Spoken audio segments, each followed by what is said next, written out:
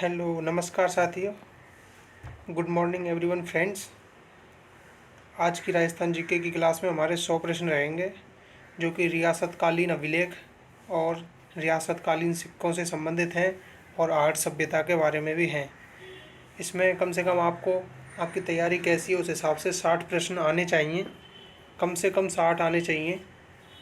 चलिए शुरू करते हैं। आज का टॉपिक हमारा सुपरफास्ट रिवीजन के तहत आज के 100 प्रश्न रहेंगे हमारी इस क्लास में। तो पहला प्रश्न है हमारा, अभिलेखों के अध्ययन को कहा जाता है एपिग्राफी। अभिलेखों के अध्ययन को एपिग्राफी कहा जाता है। अगला है हमारा, राजस्थान के अभिलेखों की प्रमुख भाषा क्या थी। तो राजस्थान के अभिलेखों की प्रमुख भाषा संस्कृत थी। संस्कृत भाषा में अभिलेख रचित किए गए। अगला प्रश्न है, राजस्थान के अभिलेखों की प्रमुख शैलियाँ क्या हैं। राजस्थान के अभिलेखों की प्रमुख शैलियाँ क्या हैं। राइट आंसर है इसका गद्य एवं पद्य। राजस्थान के अभिलेखों की शैलियों के अंतर्गत गद्य एवं पद्य में रचना हुई है। अगला प्रश्न हमारा, राजस्थान के अभिलेखों की प्रमुख लिपि क्या है। राइट आंसर महाजनी लिपि व हर्ष लिपि। राजस्थान के अभिलेख महाजनी लिपि व हर्ष लिपि में लिखे गए। अगला प्रश्न हमारा, अभिलेख से आशय है। तो अभिलेख से आशय राजाओं की वंशावली आदि का वर्णन किया जाता था। प्राचीन काल में अभिलेखों में राजाओं की वंशावली आदि का वर्णन किया जाता। अगला प्रश्न हमारा, राजस्थान का सबसे प्राचीन अभिलेख कौन सा है। राजस्थान का सबसे प्राचीन अभिलेख कौन सा है। तो इसका राइट आंसर है बडली का शिलालेख। बडली का शिलालेख राजस्थान का सबसे प्राचीन अभिलेख माना गया है। अगला प्रश्न हमारा, बडली का शिलालेख वर्तमान में कहाँ स्थित है। इसका राइट आंसर है अजमेर में। बडली का शिलालेख वर्तमान में अजमेर में स्थित है। अगला प्रश्न हमारा, बडली का शिलालेख पंडित गौरीशंकर हीराचंद ओझा को मिला था। ये बितौला माता के मंदिर से मिला था। पंडित गौरीशंकर हीराचंद ओझा को बितौला माता के मंदिर से मिला था बडली का शिलालेख। अगला प्रश्न हमारा, बडली का शिलालेख किस भाषा में है। तो इसका राइट आंसर है ब्राह्मी लिपि में। बडली का शिलालेख की रचयिता ब्राह्मी लिपि में की गई है। अगला प्रश्न हमारा, राजस्थान में मौर्य सम्राट अशोक के शिलालेख कहाँ से मिले हैं। तो इसका राइट आंसर है भाबरू अभिलेख और बैराट अभिलेख से। राजस्थान में मौर्य सम्राट अशोक के शिलालेख भाबरू अभिलेख और बैराट अभिलेख से प्राप्त हुए। अगला प्रश्न है, घोसुंडी का अभिलेख एक सर्वप्रथम किसके द्वारा पढ़ा गया। घोसुंडी का अभिलेख सर्वप्रथम किसके द्वारा पढ़ा गया। तो इसका राइट आंसर है D.R. भंडारकर के द्वारा। D.R. भंडारकर के द्वारा घोसुंडी का शिलालेख सबसे पहले पढ़ा गया। अगला प्रश्न हमारा, घोसुंडी का शिलालेख किस संप्रदाय से संबंधित है। घोसुंडी का शिलालेख वैष्णव संप्रदाय से संबंधित है। राइट आंसर होगा इसका। अगला प्रश्न है, बड़वा गांव कोटा में कितने मौखरी चूप अभिलेख प्राप्त हुए हैं। बड़वा गांव कोटा में कितने मौखरी चूप अभिलेख प्राप्त हुए हैं। राइट आंसर है 3। बड़वा गांव कोटा में 3 अभिलेख मौखरी चूप प्राप्त हुए हैं। अगला प्रश्न, बसंतगढ़ अभिलेख का उत्कीर्णकर्ता एवं लेखक कौन है। उत्कीर्णकर्ता एवं लेखक कौन है। तो इसका राइट आंसर होगा नागमुंडी व द्विजन्मा। बसंतगढ़ शिलालेख से संबंधित नागमुंडी व द्विजन्मा का संबंध है। अगला प्रश्न है, बसंतगढ़ अभिलेख वर्तमान में किस म्यूजियम में सुरक्षित है। राइट आंसर राजपूताना म्यूजियम में। बसंतगढ़ शिलालेख राजपूताना म्यूजियम में सुरक्षित है। अगला प्रश्न, कौन सा अभिलेख गोहिल शासक शिलादित्य के समय का है। सामोली का अभिलेख गोहिल शासक शिलादित्य के समय का है। अगला प्रश्न है, किस अभिलेख को कर्नल टोड द्वारा इंग्लैंड ले जाते समय समुद्र में फेंक दिया गया था। तो इसका राइट आंसर है मानमोरी का अभिलेख। मानमोरी के अभिलेख को कर्नल जेम्स टोड द्वारा इंग्लैंड ले जाते समय समुद्र में फेंक दिया गया था। अगला प्रश्न है, कड़सवा शिलालेख में किस मौर्यवंशी शासक का वर्णन मिलता है। धवल शासक का। राइट आंसर होगा धवल शासक का कड़सवा शिलालेख में मौर्यवंशी शासक का वर्णन मिलता है। अगला प्रश्न, चाकसू जयपुर की प्रशस्ति के रचयिता कौन है। राइट आंसर होगा कर्णिक भानु। चाकसू जयपुर की प्रशस्ति के रचयिता कर्णिक भानु हैं। अगला प्रश्न, किस अभिलेख में मग जाति के ब्राह्मणों का उल्लेख मिलता है। राइट आंसर होगा घटियाला अभिलेख में। घटियाला अभिलेख में मग जाति के ब्राह्मणों का उल्लेख मिलता है। अगला प्रश्न, घटियाला के शिलालेख के रचयिता व उत्कीर्णकर्ता कौन है। भगवा कृष्णेश्वर। घटियाला के शिलालेख के रचयिता व उत्कीर्णकर्ता भगवा कृष्णेश्वर हैं। अगला प्रश्न, सारणेश्वर प्रशस्ति कहाँ से मिली है। सारणेश्वर शिवालय से। सारणेश्वर प्रशस्ति सारणेश्वर शिवालय से मिली है। नाथ प्रशस्ति किस मंदिर से प्राप्त हुई है।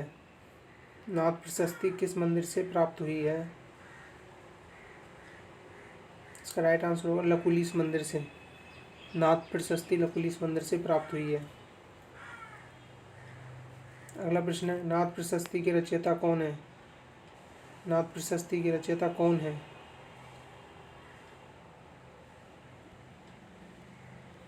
तो इसका राष्ट्र होगा आम्रकवि। नाथ प्रशस्ति के रचयिता आम्रकवि हैं। अगला प्रश्न, हर्षनाथ की प्रशस्ति में किस राजवंश का वर्णन मिलता है?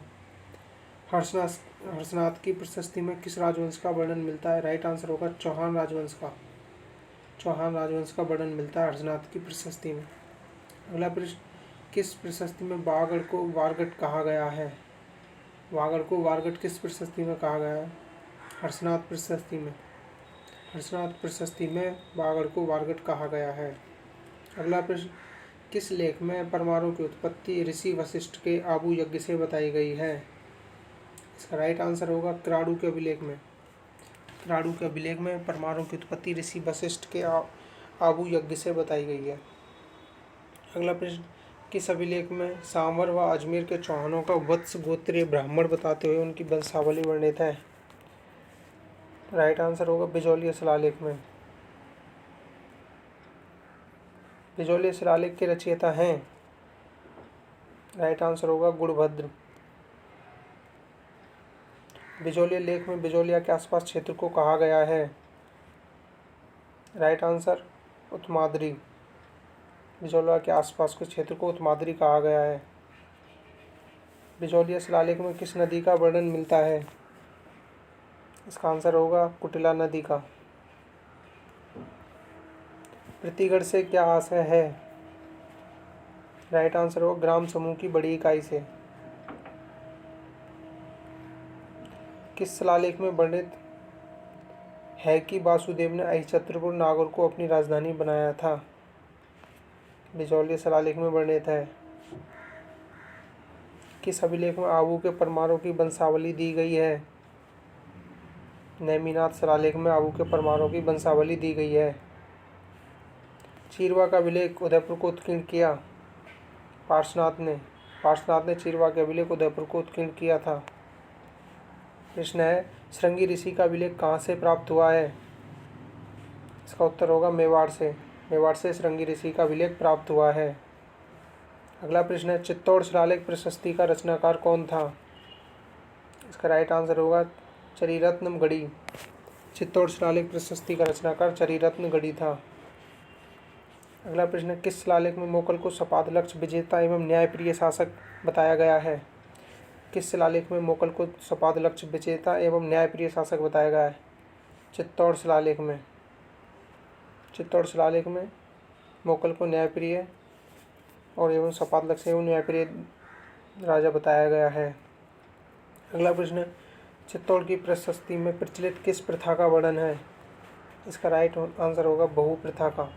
चित्तौड़ की प्रशस्ति में बहु प्रथा का वर्णन है। अगला प्रश्न, किस प्रशस्ति में बप्पा रावल और कालभोज को अलग अलग बताया गया है? इसका राइट आंसर होगा रणकपुर प्रशस्ति में। बप्पा रावल और कालभोज को अलग अलग बताया गया है रणकपुर प्रशस्ति में। अगला प्रश्न है, किस प्रशस्ति में राणा कुंभा की विजयों व विरोधों का वर्णन है? राइट आंसर होगा कीर्तिस्तंभ प्रशस्ति में। राणा कुंभा की विजयों व विरोधों का वर्णन है कीर्तिस्तंभ प्रशस्ति में। किस अभिलेख में घोइल को बप्पा रावल का पुत्र बताया गया है? राइट आंसर होगा रणकपुर प्रशस्ति में घोइल को बप्पा रावल का पुत्र बताया गया है। रणकपुर प्रशस्ति का सूत्रधार था? Right answer देपाक। देपाक ने सूत्रधार थे रणकपुर प्रशस्ति के। अगला प्रश्न है, कीर्तिस्तंभ प्रशस्ति किस भाषा में उत्कीर्ण है? संस्कृत भाषा में। राइट आंसर कीर्तिस्तंभ प्रशस्ति संस्कृत भाषा में उत्कीर्ण है। कीर्तिस्तंभ प्रशस्ति को कहाँ से प्राप्त हुई है? चित्तौड़ के किले से। कीर्तिस्तंभ प्रशस्ति चित्तौड़ के किले से प्राप्त हुई है। अगला प्रश्न है, कीर्तिस्तंभ प्रशस्ति के प्रशस्तिकार कौन है? Right answer Mahesh Bhatt. महेश भट्ट ने प्रशस्तिकार हैं कीर्तिस्तंभ प्रशस्ति के। अगला प्रश्न, किस प्रशस्ति में कुंभा के विरोधों के वर्णन के साथ उनकी रचित ग्रंथों का वर्णन मिलता है?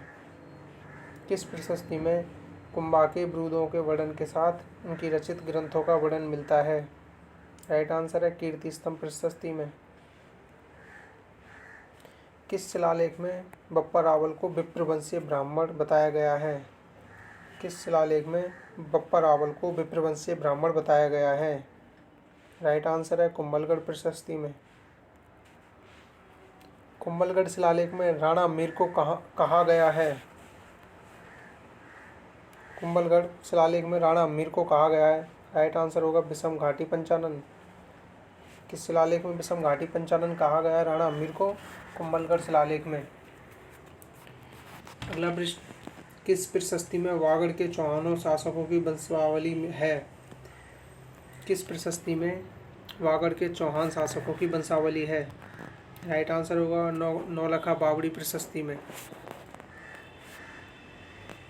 प्रश्न है, जूनागढ़ रायसिंह प्रशस्ति में बीकानेर के शासकों का वर्णन मिलता है? राव बीका से राव रायसिंह तक।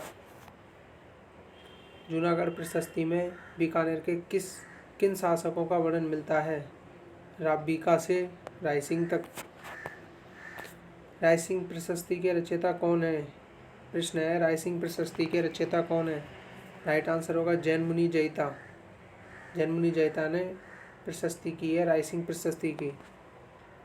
अगला प्रश्न, किस लेख में कच्छा वंश को रघुवंश तिलक कहा गया है?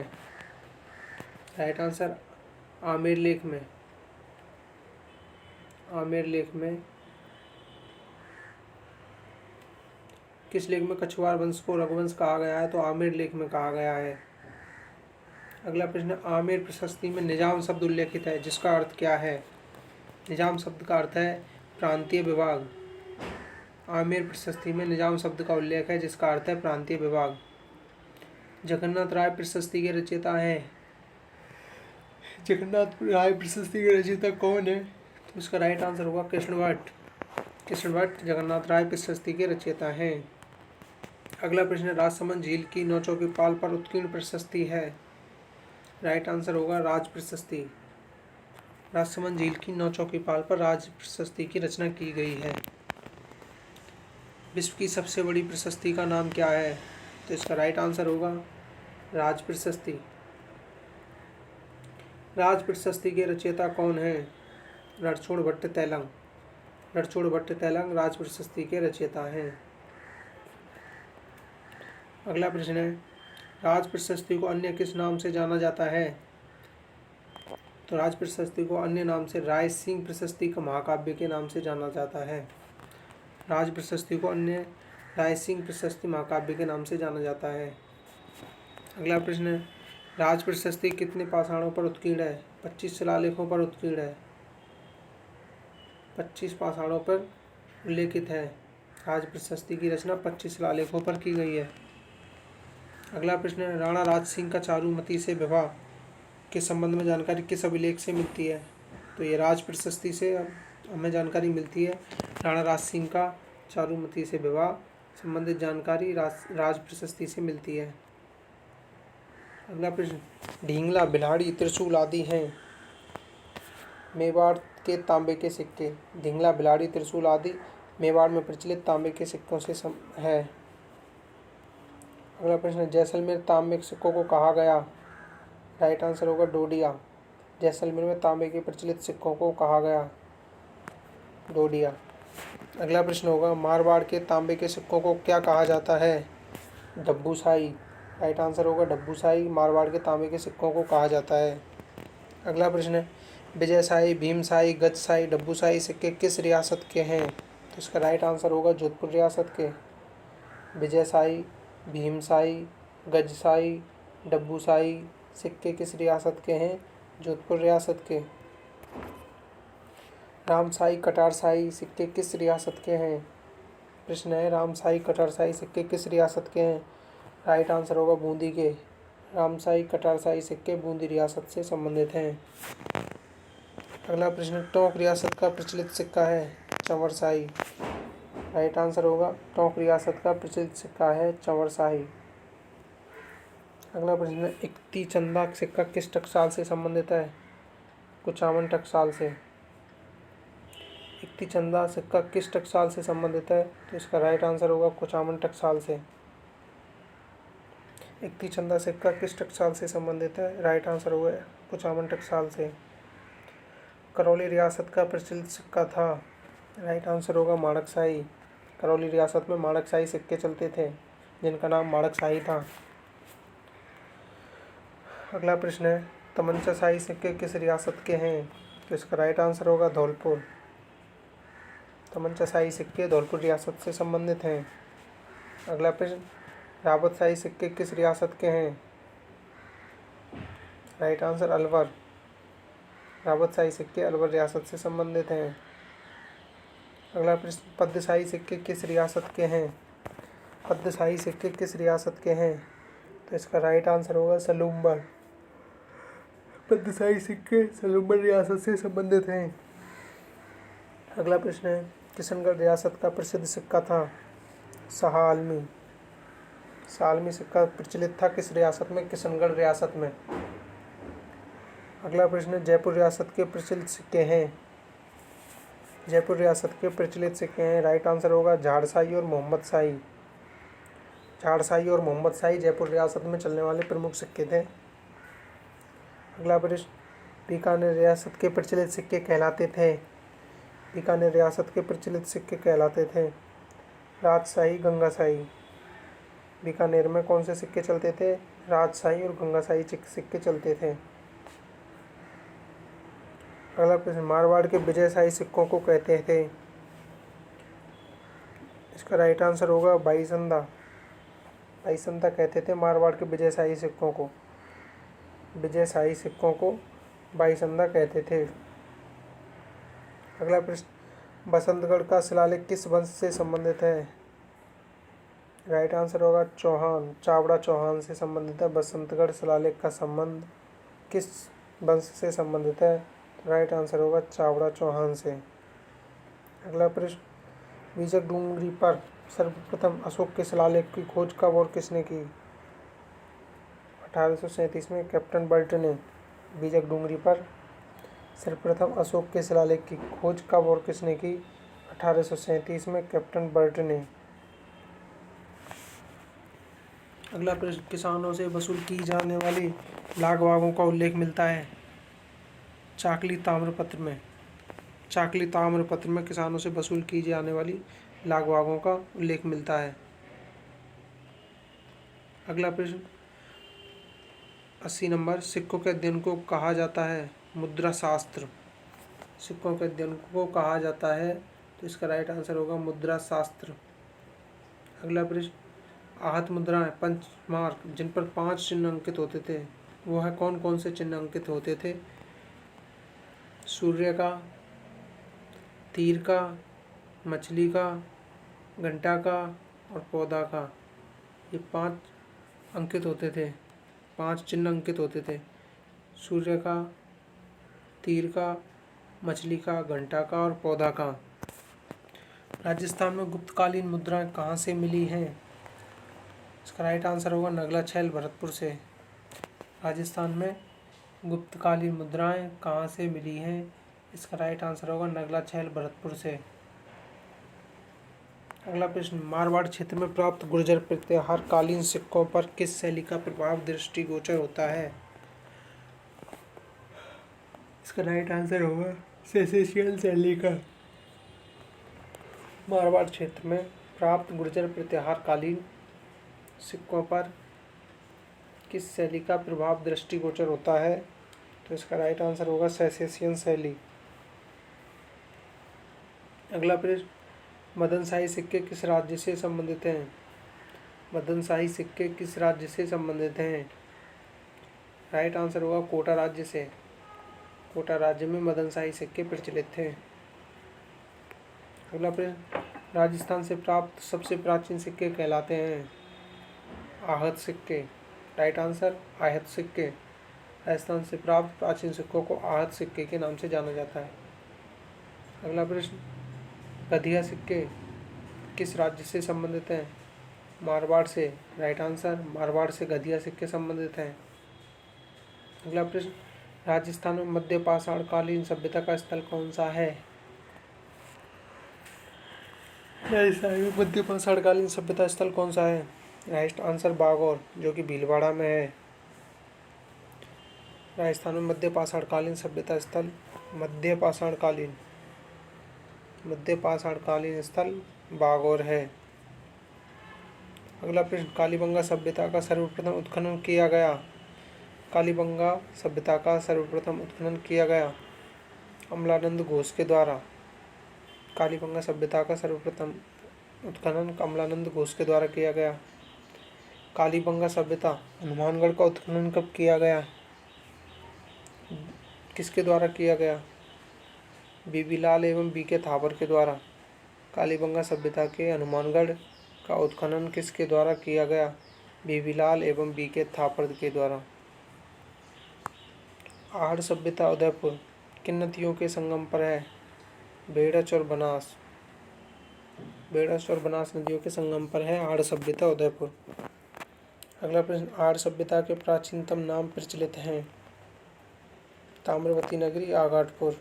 राइट आंसर ताम्रवती नगरी और आगाटपुर आहड़ सभ्यता के प्राचीनतम नाम हैं। आहड़ सभ्यता के प्राचीनतम नाम क्या हैं? ताम्रवती नगरी और आगाटपुर। अगला प्रश्न, आहड़ सभ्यता का उत्खनन कब व किसने किया? इसका राइट आंसर होगा 1954 में आर.सी. अग्रवाल ने आहड़ सभ्यता का उत्खनन किया था। 1954 में आर.सी. अग्रवाल ने किया था। अगला प्रश्न, आहड़ सभ्यता का उत्खनन 1961-62 में किसने करवाया? आहड़ सभ्यता का 2 बार उत्खनन हुआ है। 1954 में आर.सी. अग्रवाल ने किया और 1961-62 में एच.डी. सांकलिया के नेतृत्व में करवाया गया आहड़ सभ्यता का उत्खनन। अगला प्रश्न, आहड़ सभ्यता किस संस्कृति सभ्यता है? आहड़ सभ्यता किस संस्कृति सभ्यता है? राइट आंसर होगा ग्रामीण सभ्यता है। अगला प्रश्न, किस सभ्यता में एक से अधिक चूल्हे प्राप्त हुए? आहड़ सभ्यता से। किस सभ्यता से एक से अधिक चूल्हे प्राप्त हुए? तो इसका राइट आंसर होगा आहड़ सभ्यता से।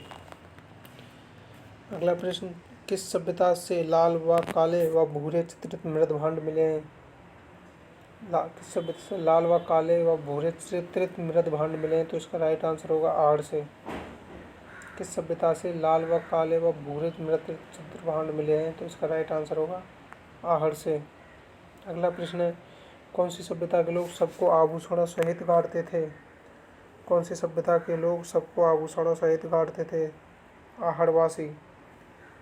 उसके आभूषणों को भी साथ में गाड़ते थे आहड़वासी लोग। अगला प्रश्न है, आहड़ सभ्यता को किसने आहड़ या वनास संस्कृति कहा है? आहड़ सभ्यता को किसने आहड़ व वनास संस्कृति कहा है? इसका राइट आंसर होगा एच.डी. सांकलिया ने। एच.डी. सांकलिया ने आहड़ सभ्यता को आहड़ या बनास संस्कृति के नाम से पुकारा है। अगला प्रश्न है, गलुंड सभ्यता किस नदी के तट पर स्थित है? गलुंड सभ्यता जो कि राजसमंद जिले में आती है, किस नदी के तट पर है? इसका राइट आंसर होगा बनास नदी के तट पर। अगला प्रश्न 100 नंबर प्रश्न, गलुंड सभ्यता का उत्खनन किसके द्वारा किया गया? गलुंड सभ्यता का उत्खनन किसके द्वारा किया गया? राइट आंसर श्री बीबी लाल के द्वारा। श्री बीबी लाल के द्वारा गलुंड सभ्यता का उत्खनन किया गया।